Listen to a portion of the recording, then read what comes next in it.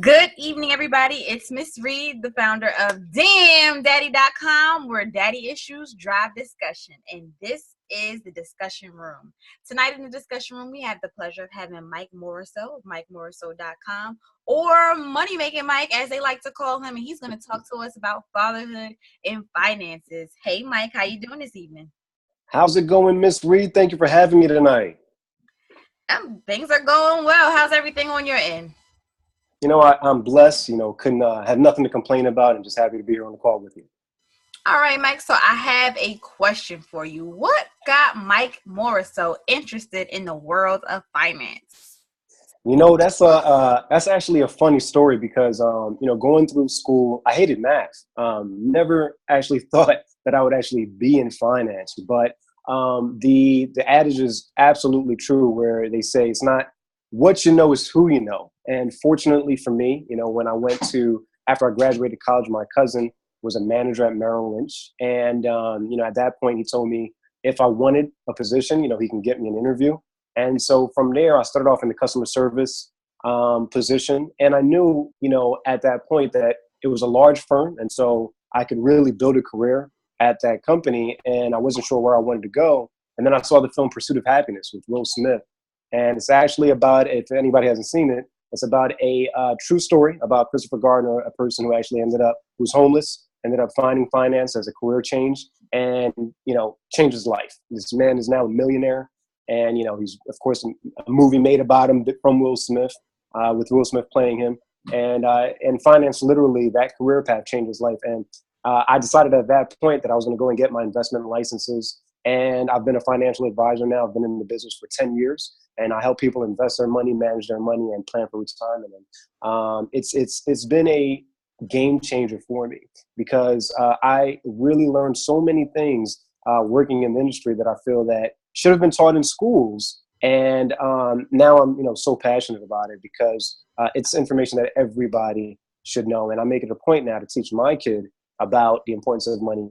Even though he's only 5, I have that conversation with him even today. So that's how I got into the business. It wasn't by design. It just happened by chance. I'm actually a film major. I went to school for film. And, I still have my side business, Artistry Studios, and I help, businesses with commercials and things of that nature. It's, a little bit that's my passion project. But finance pays the bills, and I try to help out as many people as I can with the knowledge that I know now. Okay. That was a very roundabout answer. You kind of touched on so many different things there. One, you mentioned not liking math. I know so many people who did not like math as a child, and they kind of have that pushback. Is it, is it my brain or is it the way I was taught? So can you talk to us about that? Like, how do you feel that you've been able to have a successful career in finance as a child, as an adult version of a child who did not like math? Do you feel like there was something going on in the education system? Absolutely. Absolutely. When I think about it, when I have that conversation, I tell this story to some of my clients. And I'm very, like I said, I'm pretty straightforward. I'm transparent. I tell my clients at times when I give them my story that I hated math, and one of the things that I feel was a reason for that was because that I did not see the correlation between algebra and, geometry and trigonometry in regards to what I was going to do in my life moving forward, right? I felt like when I was going through these things, it was like, I'm not going to have any use for this, right? So why am I killing myself to try to learn it? I did what I needed to do to get by it, right?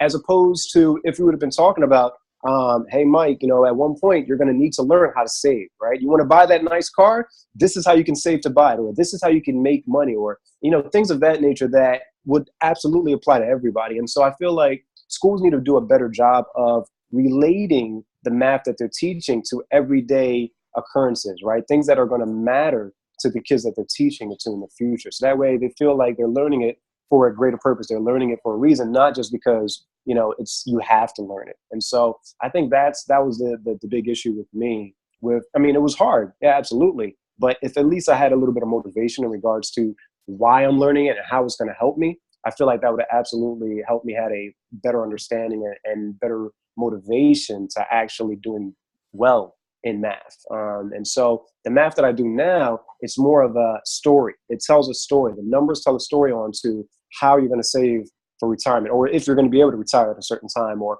how's this math going to help you with the goals that you have for your life? And so, I feel like those conversations are much more meaningful, and they need to try to, use some of that conversation in schools to really help those students kind of identify more with the math that they're learning. As somebody with a background in education, I feel like, one, that's a great thing to bring up, but also a lot of people fail to realize just how much is on a teacher in the classroom.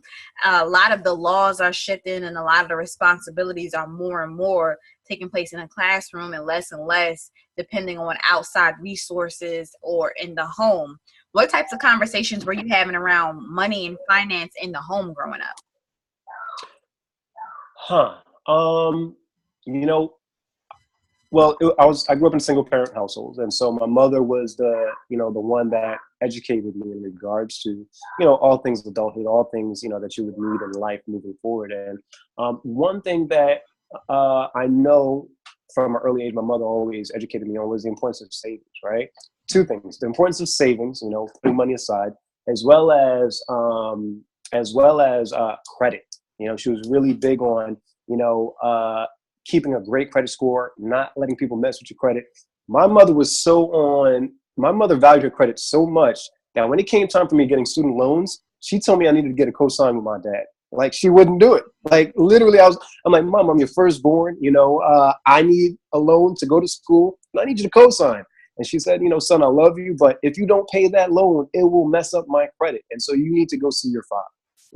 I've raised you all 18 years. I've spent everything on you. Your dad can go ahead and use his name real quick and allow you to get that loan. And that's exactly what I ended up having to do.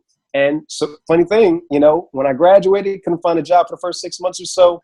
I was late on my student loans. My dad's credit took a hit. My mother turned around. She said, "See, look, what did I tell you?" And and it was true. And so credit was absolutely a big thing my mother taught me early on, as well as the importance of saving. And you know what? One more thing that I have that conversation with my clients all the time is that pay your mortgage. The lights can be out. Sorry about that. The lights can go out. The no water in the house, whatever the case is. But as long as you have a roof over your head, at least you're safe. And so, mortgage is not something to play with. And being in the banking industry for the last 10 years, I can tell you that after you miss 2 payments on your mortgage, they will send you to foreclosure. They will give you a call and say, "Hey, I know you've been paying for 15 years. I know you've been paying for 29 years. You got 1 more year left to pay this house off, but you missed 2 months of payments. And so, if you can't come up with that money, we will take the house." And, it's no mercy. There's no negotiating with the bank. And so, I think that is absolutely something that people should, if anything, somebody takes away from this call, is to make sure you pay your mortgage first and everything else comes last. So, she was always big on finance. We did have conversations, and, I am super grateful for the things I learned from my mother around money. Moms are the best. My mom's Absolutely. a realtor, so I definitely know about the foreclosures and being late on your bills and things of that nature. You mentioned that your mom suggested that you have your dad co-sign on the loans. What was that conversation like? Growing up in a single parent household doesn't necessarily mean that the other parent is out of the picture altogether. So what was that like for you, and was that an easy conversation to have? Yeah, it was an easy conversation. Me and my father had a good relationship. My parents were very transparent with me in regards to their relationship. They never held any animosity towards each other, and so I had a good relationship with my father. He helped out as far as child support on a month to month. We never had to chase each other or anything like that. I saw him pretty regularly, at least once a month or so. And I just broke it down to him the way my mother told me. I was like, "Hey, Mom said she's not signing. I need a co-signer. You want me to go to college?" My dad definitely advocated for me to go to college, and so I was like, "Hey, if I can't go to college, if I can't get this loan, I need you to co-sign." And so he did it for me. He was proud of me. I was the firstborn, and I'm his son, and so if signing for me would help me get to college, he was more than happy to do it. And so it was an easy conversation to have. Oh, that's great. That's great. It's not easy for everybody. So I'm glad that conversation for you to have and that you got to see your dad on a regular. Let's talk about, you as a father. You mentioned earlier that your son is 5 and that you have these financial conversations with him now. For those people who are listening that have small children, can you give us an example of great ways to have that conversation with a small child? Yeah, and so I don't want to scare any listeners that are on here like, what, 5 years old, he's having financial conversations. Like, we're not sitting there talking, having a lecture around money, but we're doing easy things. Like, my wife and I, we bought Monopoly Junior, right? And he's 5 years old and he loves the game. We play every night. We have a routine. We do 2 games a night, and then we do 2 books, and then, I put him to bed. And Monopoly Junior is one of his favorites. We play it almost every night. And, again, with that game, of course, you're buying property, right? You're accumulating cash, and my son's all about the cash. He's like, "Give me my money, daddy. That's my property. Like, I want my money."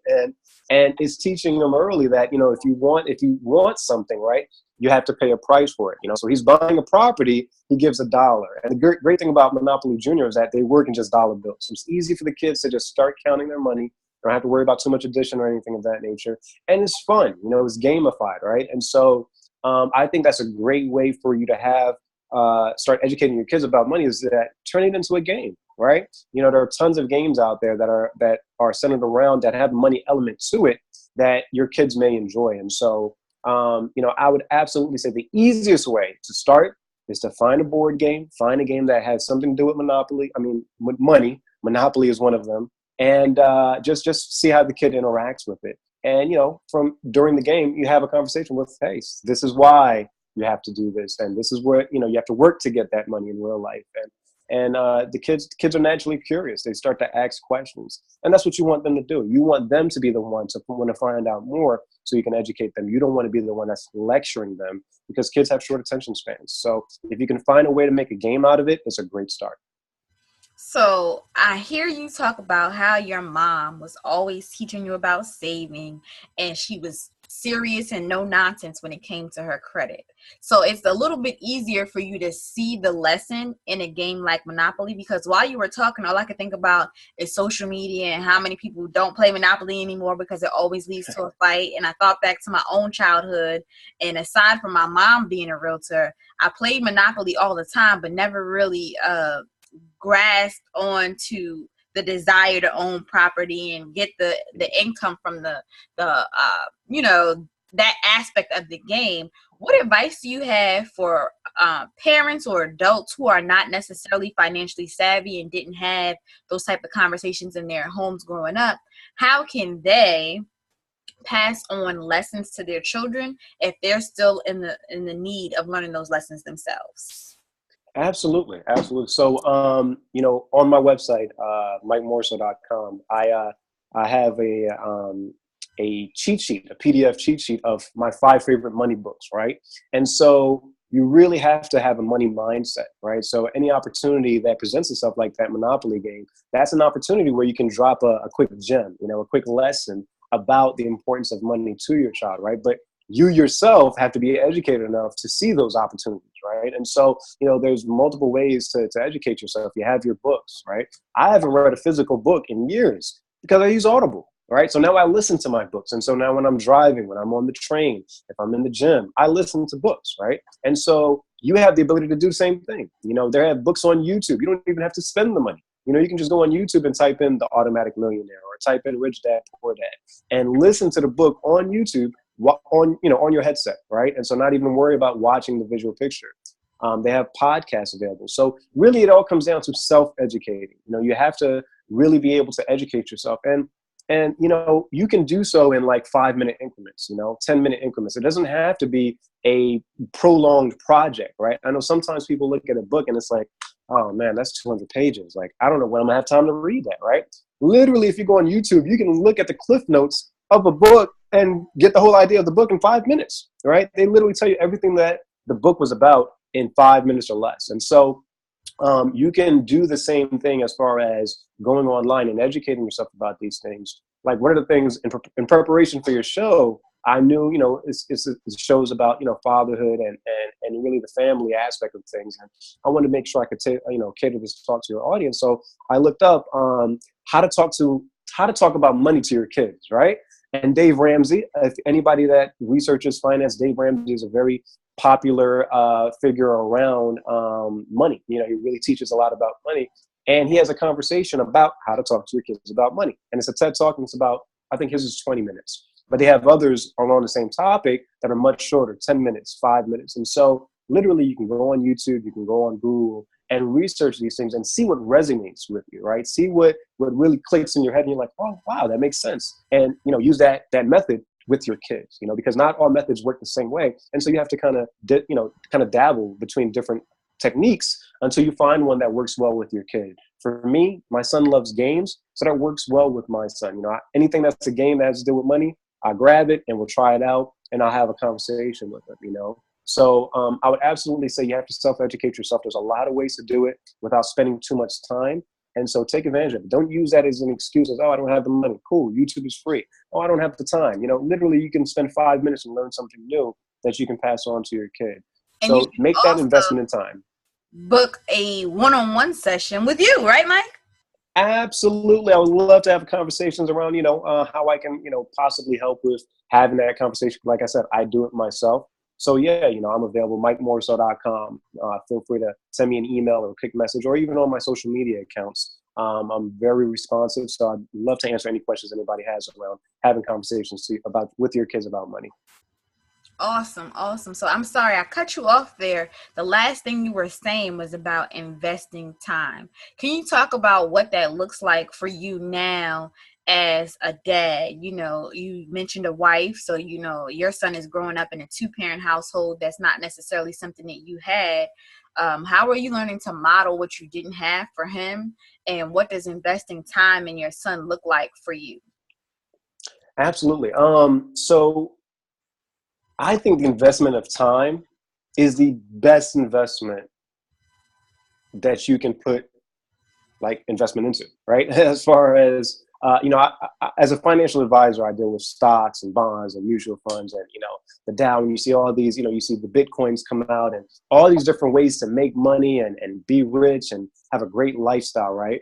And I feel like there's no better investment than the investment of time that you can put into your kids, that you can put into your family, that you can put into yourself to grow, right? Because, we're, as human beings, we have unlimited amount of potentials, right? And for the majority of us, we barely even tap the surface of what we can do, right? And so I look at myself, growing up in a single parent household, not having my dad there, my mother had to work extremely hard, right? I mean, I feel like I would have been a great athlete, but unfortunately, because I was in a single parent household, I had to watch my brothers and sisters, right? So I didn't have the opportunity to go out there and play sports, right? And so for those 2-parent households that have their kids in sports, that's an investment, right? Your kid might be the next LeBron, might be the next MJ, right? You never know, but it's an investment. And whether or not they go to the league or not, you've instilled in them a skill set that they can take and get a scholarship to college, right?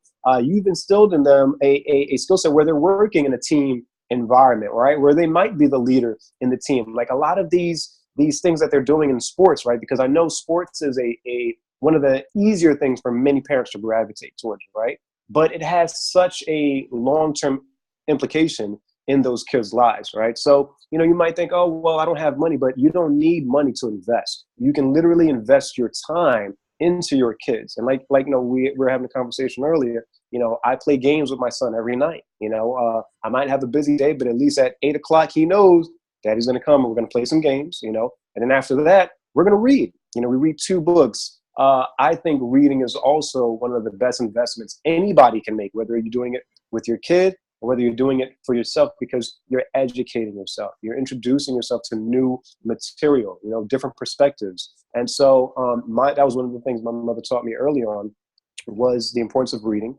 I'm an avid reader. I enjoy reading. I enjoy learning new things. And that's something that I'm instilling in my son at an early age as well. I read to him every night. He likes books. And I look forward to the point where, he starts picking up his own books. He doesn't know how to read yet. but I look forward to the point when he does know how to read and he is reading his own books.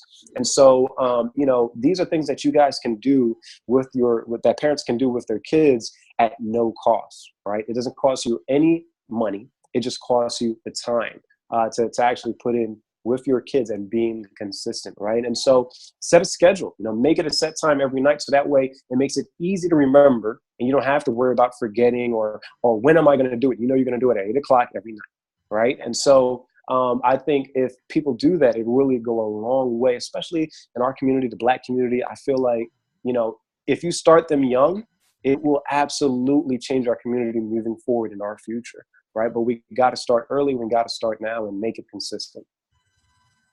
Dropped so many gems there. I'm definitely an avid reader, and I'm so fortunate that my family poured that into me. It wasn't just one person. I just came from a family that loved reading, and I definitely agree with you 100% that reading opens doors, and having that routine of reading trains you to look for the other perspectives, which comes in handy, not just in finances, but in other aspects of life.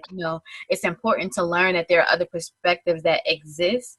And that way, when you're faced with difficult conversations and situations, you're more likely to see things from the other person's perspective and not be narrow and stuck in your own ways. I do want to talk about college. You said that your dad really encouraged you to go to college, so it was no big deal for him to sign and co-sign on the student loans for you. And you were talking about, scholarships as far as athletic scholarships for parents who are able to put their children in sports and different activities of that nature. But you also talked about Dave Ramsey and all these other financial resources that are out there. And I see a trend where a lot of financial educators are not pushing college as necessary for financial wealth and gain. What's your perspective on that? And if you are still pro college, what is your savings plan for your son and investing in his future so that maybe he can avoid student loans?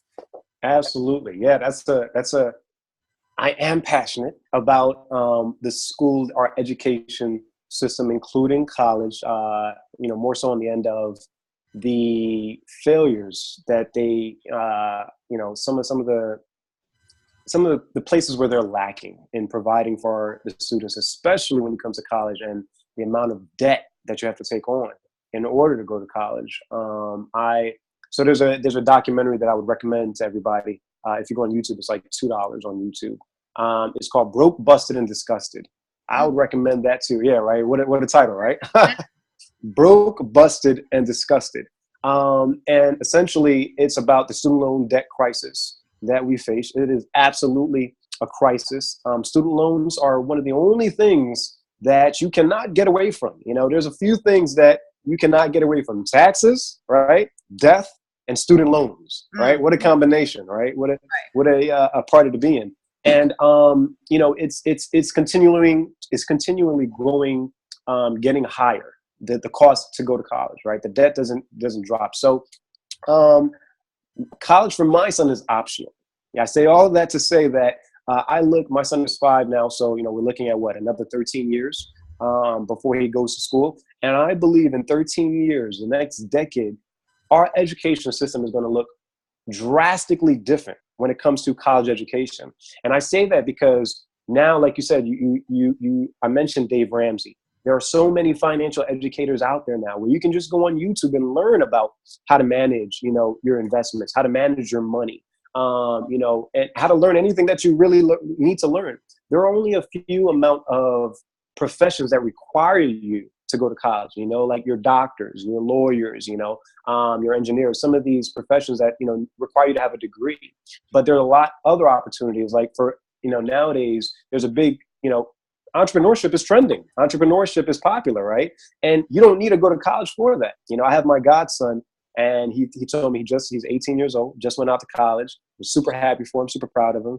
And, I asked him what his major was going to be. And he was telling me business. And I'm like, all right, great. So why business? Why, what do you want to do with that? He's like, hey, I want to start my own business. I told him, okay, college doesn't teach you how to start a business. College teaches you, especially if you're going into business major, it teaches you how to read, a spreadsheet, read a payroll sheet, do some accounting, but it really teaches you how to work for somebody, how to get a job, right? And so if you want to start your own business, with a business degree, I can confirm that. absolutely, right? And so, I got it was a little red flag when he said that. I'm like, you don't need college for that, And so if you want to, start a business, you start that business now. You go on YouTube and figure out what business you want to start and Google how to start that particular business and start learning from trial and error. That's the best way to learn. And so I would say for the people that say, hey, well, that's nice, Mike, but, me, myself, like I said, it's optional, but I'm still saving for them, right? And so you could start, the simplest way to start is just open up a savings account for your kid, right, under your kid's name. And so what I did for myself is I don't want to be tempted because I have, even as a financial advisor working in the business and knowing the do's and don'ts of, building your wealth, I still make the mistakes that everybody makes. I have my savings account. And, if I'm a little short this month, guess what? I go into my savings account and pull out, right? And now my savings isn't growing because I keep on tapping into it. So I want to make sure I don't do the same thing to my son. So what I've done is I went up to my mother because I know my mother's financially responsible. And I made her the custodian of my son's saving account, So my mother's there for the benefit of my son. And so I have like $30 every paycheck, direct deposit, right into that account, and I started off low, I'm like, okay, as my salary increases, as, the bills minimize, I can add to it, but at least it's something, right? Because even if you start small, consistently, it'll grow over the long term, right? And that's some of the mistake that people make. They're like, oh, well, I don't really have enough to save. I'm like, hey, start off with $10, right? And then as you have more, add into it. It adds up. And so right now, at the pace I'm at now, my son will have at 18, a little under $10,000, right? It will not pay for one semester of college. But if you were to go to CCP or a community college, he could most likely pay for, 2 years of college and then go into a 2-year program to finish out his degree, right? And that would save a tremendous amount of money. That was a recommendation my mother gave to me, was to go to community college for my first 2 years because it's all prerequisites, right? You're taking all standard classes, English, math, psychology, that has nothing to do with your major. And yet you're paying so much money when you go to these 4-year accredited colleges. And so that recommendation I would have for people that are, they have their kids at 16, 17, look at possibly a community college as an option first, and then transition into a 4-year degree. You would save so much money. So for instance, on that Broke, Busted, and Disgusted documentary that I was watching about college, the average tuition for a 4-year college degree for a semester is about like $9,000 per semester from, September to December. The average semester cost for a community college is around $3,000, right? And so that $3,000, you do $6,000 a year times $12,000 for 2 years. My $10,000 would pay for 2 years of college for my son. Whereas if he went to a 4-year college, that barely covered 1 year. Especially when you're looking at 15 years, 13 years down the line, where inflation, everything is going up, prices are going up. And so I would absolutely say to those people that want to know how to start saving for their kids college, to set up a savings account, right? Something that you're not going to see, right? And make it even where you can't access it. So have a family member, grandparent maybe, that is responsible with money, not somebody that you're going to put money in and they're going to take money out of your kid's account, right? Somebody that you trust that is responsible with money, and have that money go direct deposit. You don't even think about it. It comes right out your check, right? You don't even see it. You don't miss it. It's already gone, and it's going towards good cause, right? And so that's the rookie, the novice way in, right? If you're a little bit more, if you have a little bit more financial room, right, and you can afford to put some more away, there's something called a college 529 account. It's 529. I was about to ask about that. So yes, it is. And they recently did a change to the plan where you can actually use that money for education anywhere from kindergarten up until 12th grade, as well as college. Before it used to be, you could only use that money for college, right? But nowadays, of course, you look at Philadelphia in particular with such a horrible public education system, they're struggling so much with their educational system. A lot of people are putting their kids in private school, and so you can use some of that money and put it into private school, or just allow it to accumulate and use that for college. And the great thing about 529 accounts is that they're the only type of investment accounts that allows the money to grow tax-free. Okay, so if you put, let's say, $5,000, let's look at Apple. You're not buying individual stocks in a 529 account, but to make it simplistic, let's just say an example, right? So if you were to put $5,000 in Apple 10 years ago, right, that same $5,000 most likely would have been like $15,000, $20,000 now, and you would not have paid any taxes on any of those earnings while it was in that 529 account. Okay, so it's a major tax advantage that people that, again, if you have a little bit more financial wiggle room where you can start investing a little bit more aggressively, that's a great vehicle that you can use to start investing for your college, your kids' future when it comes to education. I'm glad you specified that it's for people who can save more aggressively, because as I was listening to you talk about having a basic savings for your son, all I know is the name 529 plan. My mom didn't have one for me. I know that she has one for my sister, but that's because we have a significant age gap going on, and she learned with not being prepared for me, like, let me get ready for this child. Right. What is there a minimum that you have to invest in a 529 plan, and what does it really consist of? Yeah, so it depends on the company that you go with. So I don't remember the company. I So forget. I need you to break it down even further than that, because somebody might not understand why you're mentioning a company when we're Mhm, talking about investing mhm. funds for college. Right. So, so for instance, I'm a financial advisor at a bank, and so most recently, I had a client, grandmother. She wanted to put some savings away for her granddaughter, and she asked me about the 529 account. And my bank itself will not open up the account, but we can manage the investment, like the statements and such. So it was Fidelity. I'm pretty sure it was Fidelity Investments. They had no minimum. So they had no minimum. You could come in there with $1. They will open up the account for you, and they'll let you deposit that money into the account.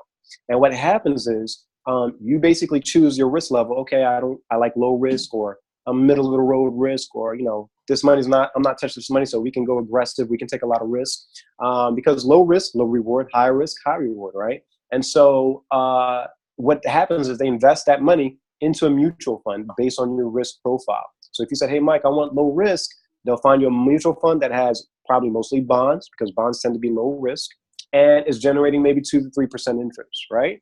And again, it's growing tax free. And so you have that benefit of knowing that this money, it's money that you don't touch. It's money that's strictly designated for college, and it's growing. It's not, because again, if you put the money just in a savings account, all you got to do is go into your bank and say, hey, how much am I earning on your savings account? And they'll tell you next to nothing. They might laugh, because I always laugh anytime somebody asks about their savings account, because it's like 0.001%, 0.008%. You're getting pennies on the dollar, and so money's not growing. And a lot of times as a financial advisor, we tell our clients, you're actually losing money, leaving the money in the savings account because of inflation. All you got to do is look at your gas prices, right?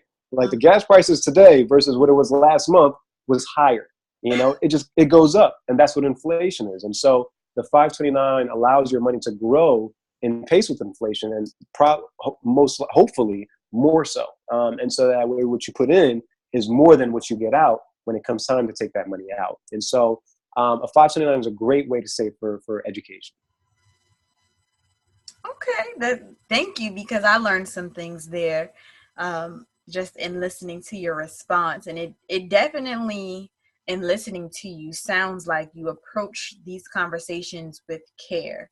Can you talk about the different types of services that you provide, on MikeMorisseau.com? Aside from your day job, what are the services you provide, and how are you able to maintain that passion and approaching the community when you do these talks?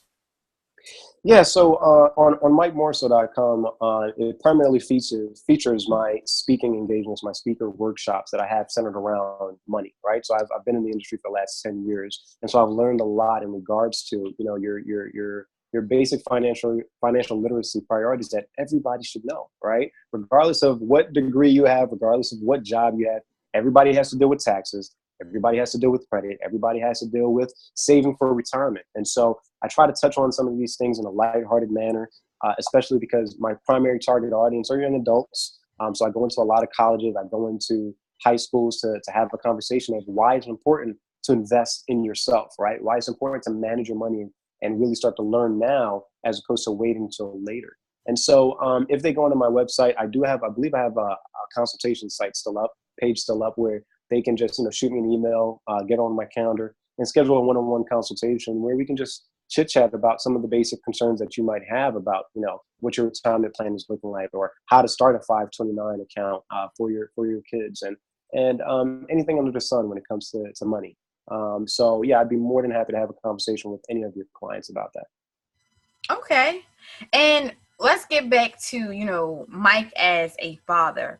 You talked about having a routine with your child and him knowing, okay, it's 8 o'clock, we're going to play games and we're going to read. One of the things that came to mind is, what happens when there's a special event? How do you have that conversation with him? And what lessons are you learning through your experience of fatherhood? Now, when you say special event, So let's be a let's little bit say more. you and your wife aren't going to have a dinner that night, or you get invited out somewhere and it's going to conflict with your 8 o'clock schedule for your son. Mm, yeah, I'm trying to think. When was the last time?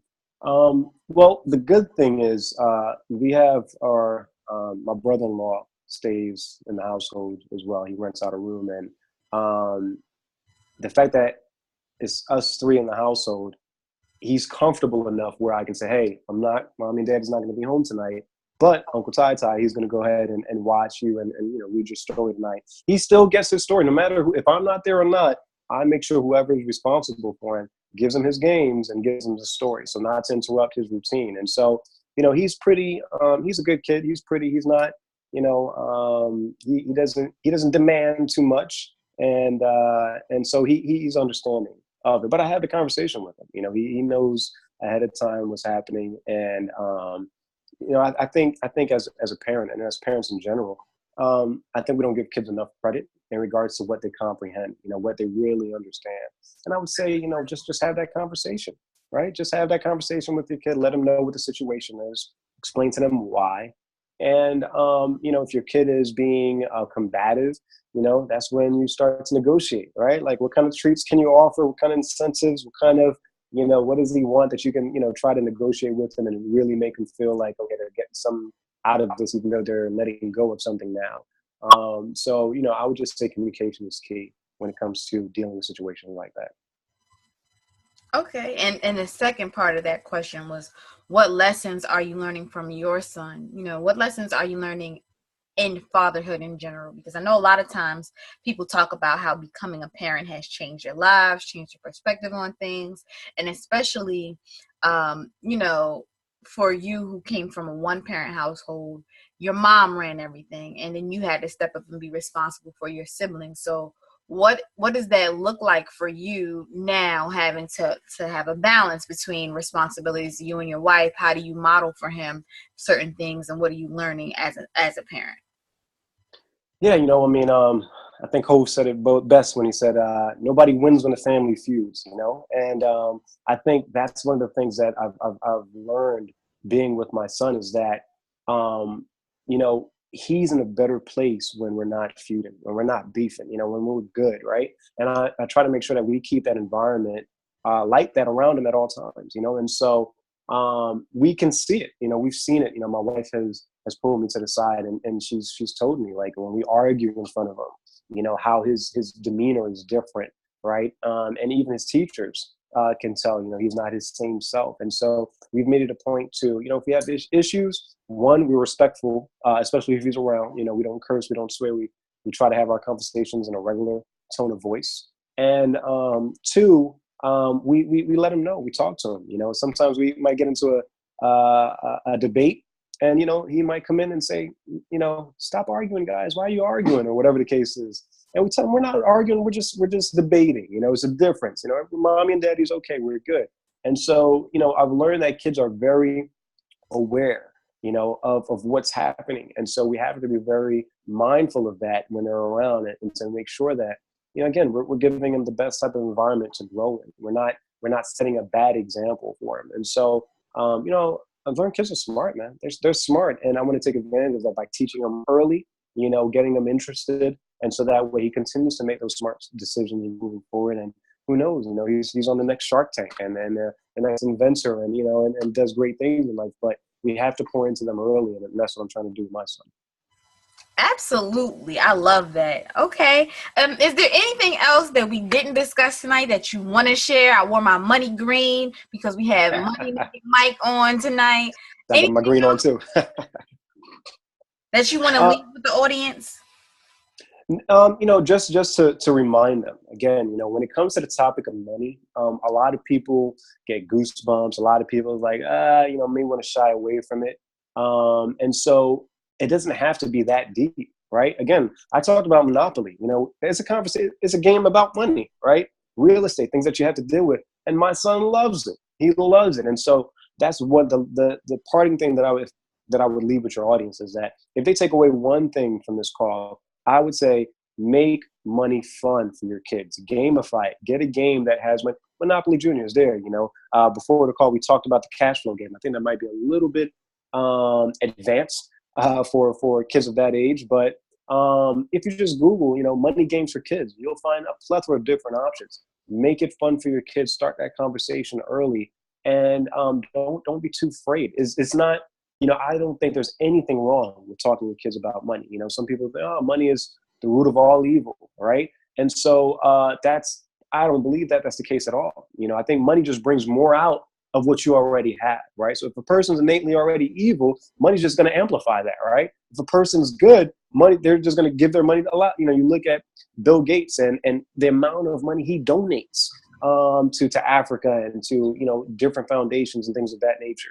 And the impact he's having on the world, right? With more money, you can do more things. You can help more people, right?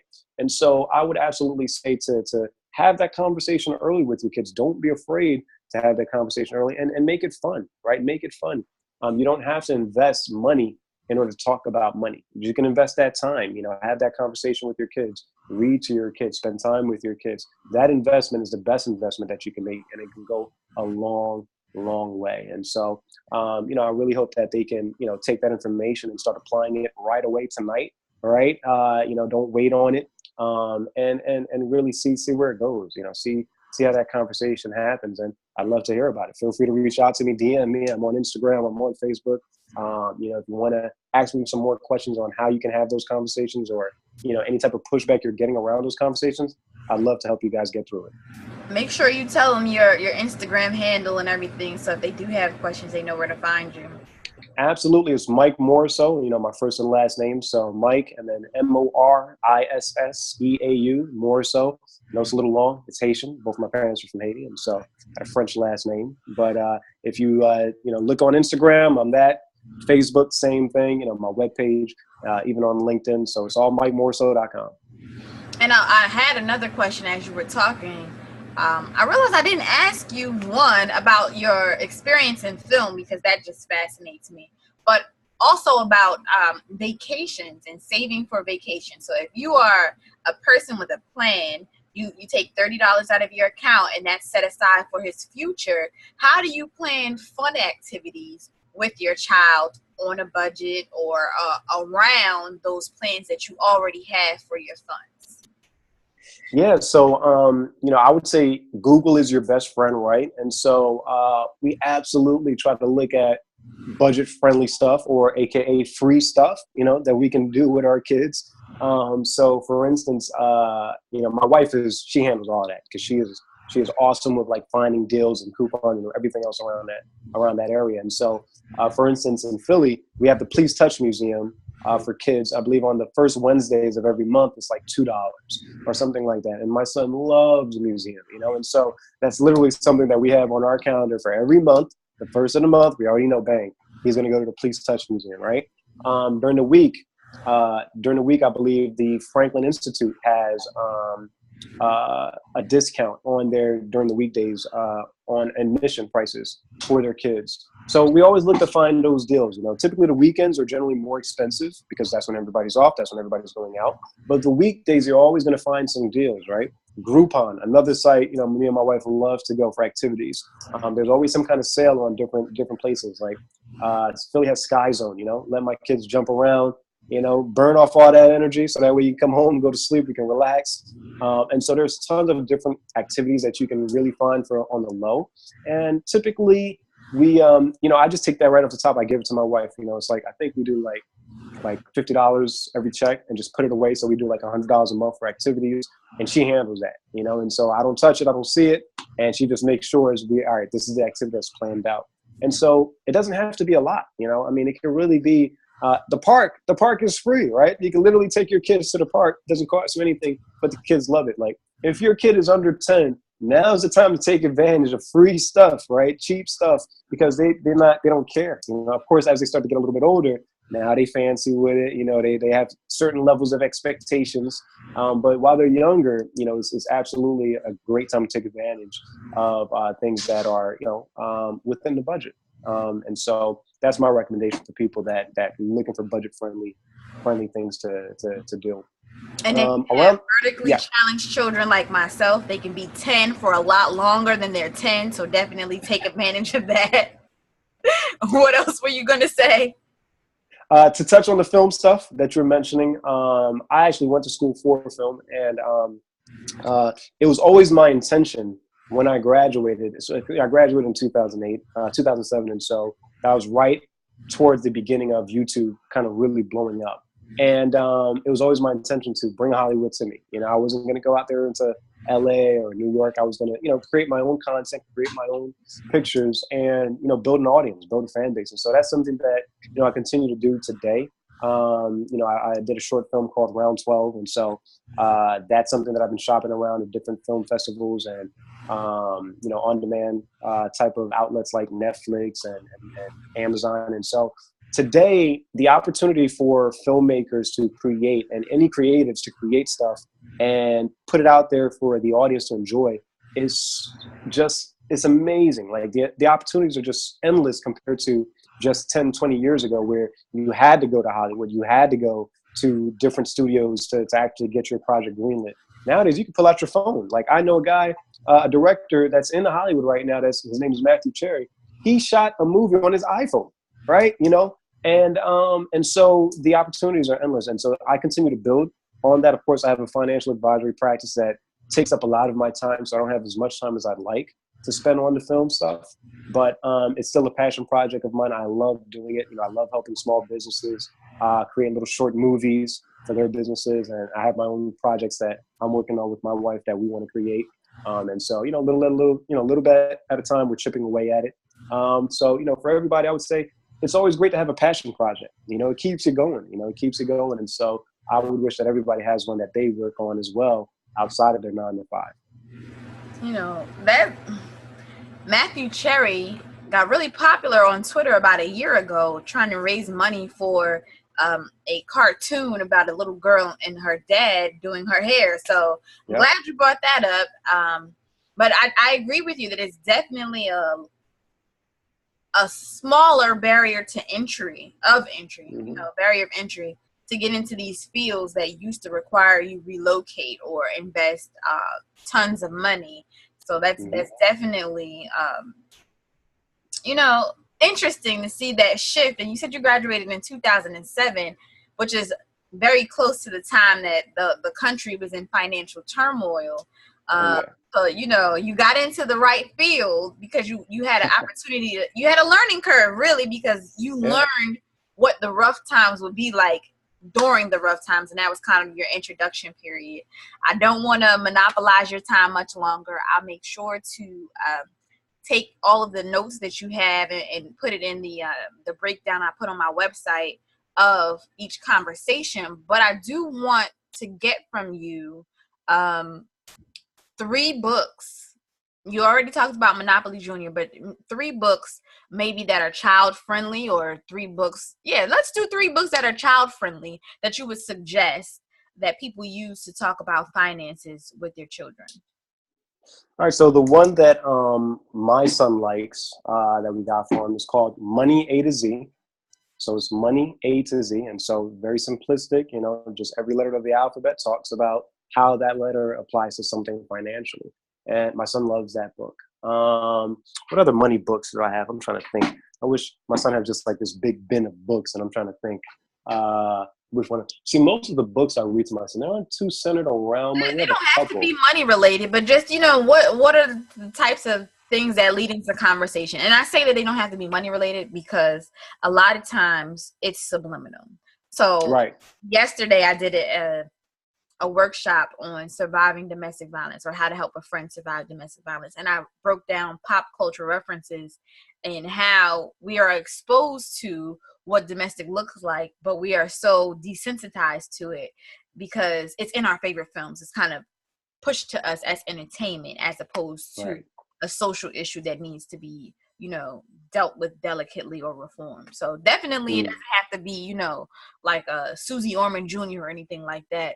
Right. Right. Right. Even like Sesame Street. I know when I said it just now, they like to do parodies all the time, and they had um Uzi, Uzi Gorman instead of Susie, and she was friends with Oscar the Grouch, and she was like Mm. goozing and gushing with money, and then they had like stuff it. So I mean, I get a kick out of all that type of kid stuff where all these adult characters or figures that we hear all the time are made relative for children. Right, right, right. So typically, my as far as the cartoons and things like that, my wife is the one that's usually she's up to date on all the new cartoons and all the shows. Like I said, I know I have a designated time. Like typically, if I got some of my business things that I'm taking care of, but I know from 8 o'clock, that's me and my son's time. We go in, we read our books, we play our games, and so I don't get a chance to really catch a lot of the cartoons. I catch some of them, but most of the time they're just like the Boss Baby, the fun time cartoons that really don't even touch on anything on the money. But Well, I see, would there say you go, subliminally, Boss Baby. I That's was just thinking that I was like, wait a it. minute, yeah, he is a leadership, and always talking about trying to make something happen and create something. So yeah, that could technically be something that actually touches on the importance of creating and leading, and which all leads to money. At the end of the day, profitability. Yeah, he's always talking about profitability. So Boss Baby. All right, so I would say that one. Boss Baby is a great show. For kids, entertaining and yet still gives them that leadership team player mindset, creating stuff mindset. I don't have a third. I was trying to think. I don't have a third. Oh, you know what? Yeah. Robert Kiyosaki also does one for kids, rich kids. I think it's like rich. Yeah, it's rich kids something. I forget exactly the full title of it, but if you type in rich kids, it'll pull up because he has a whole array of books around the Rich Dad Poor Dad series. So that is a good one that I have come across, that I'm like, it's on my to-do list as far as books to dive into. But as far as adults, like I said, on my website, I do have like my 5 favorite money mindset books for some of your listeners that want to kind of start to create that mindset of creating abundance around money, and having the right type of mindset around money. It doesn't have to be a stress-inducing topic that people just think about and just automatically just get stressed, and so you can have it in abundance. It can be a good conversation to have. And so like I said, on my website, I have some of my favorite books around the right money mindset to have to build wealth, and to really learn to generate your own type of money for yourself outside of the 9 to 5 area. And if it is just 9 to 5, how do you use that money to build your wealth as well? And so if you check out my website, you'll see those books there. Alrighty then, and my one and final question to you is, what is one lesson from your dad that you carry with you today? So that's a good question. That is a You good need to question. marinate on it for a moment. Just take your time. Oh man. See, my dad was more of a jokester than anything. Like he And that it doesn't have to be a financial lesson, because here right, right. in the discussion room, I talk about how people's relationship or lack thereof with their father shows up in who they are today. So if it was something Right. about his joking personality that you carry with you, that's fine and share also. I think one of the lessons that I picked up from my dad inadvertently, not something that he said out to me verbally. One of the lessons that I picked up from him was the importance of you know being there for your kid. The importance of you know family. My dad was a little selfish in the fact that he was about himself. He was about taking care of him, but he always wanted to make sure that at least monetarily I was good. but my dad was not a very open, emotional type of person. You know, he was pretty guarded with his emotions, kind of buried them for the most part. You know, it was all just laughs and jokes, drinks and parties. And so I've learned on my end to really value family. You know, that's why I made sure that I'm here for, you know, my wife and my son, and I want to give my son the environment that he's going to be able to excel further than I was because of the opportunities that I'm giving him now. And so I made that a priority because he did not. You know, and so that's one thing that I believe that I picked up from him. And it's not to knock him. That's just, you know, it's who he is, who he was. But you know, now as a father myself, I know that my son will have so much more and he will go so much further because I'm here in his life every day and not just once a week and a month. So that's you know, what I would say, you know, lesson that I picked up from that. I thank you for sharing that lesson, and I hope that in hearing what you said, you also don't carry or hold on to things emotionally the way he did. One thing that I'm learning in having these discussions with people, both inside and outside of the discussion room, is that most of us carry a lot more emotional baggage than we are really willing to face and be honest with ourselves about. And I definitely, after hearing you say that, hope that you learned that as well, to be emotionally free and that it's Absolutely. okay. And I think that a lot of men in particular miss that. You know, they talk about women being too emotional and crying and all these things, but it is okay for men to experience the gamut of emotions that exist. So I definitely hope that, you know, in learning to be more present for your son because your dad wasn't as present as you would have liked him to be, that you are also learning to be more emotionally available and emotionally fluid for yourself in ways that you saw that he wasn't. And I appreciate you for spending this time with me in the discussion room. If you have any final thoughts, feel free to share them. But I want to make sure that everybody caught all of Mike's information. He is at Mike, Mike, Morisseau. Spell that for me one more time. Morisseau. There we go. .com. He is also Mike Morisseau, spelled the exact same way. Mike Morisseau on all social media. Feel free to reach out to him. Thank you, Mike, for discussing finance and fatherhood in the discussion room with us this evening. And of course, I'm Miss Reed, the founder of DamnDaddy.com. And if you don't know me and this is your first time listening, you can find me on social media at DAAM as in Mary, N as in Nancy, Daddy, across all social media. And I'll spell it again. It's DAAMN Daddy. And you can visit DamnDaddy.com, spelled the exact same way. Awesome. Awesome, Ms. Reed. Thank you again for having me on the show. It was a pleasure. You have a great night. You as well.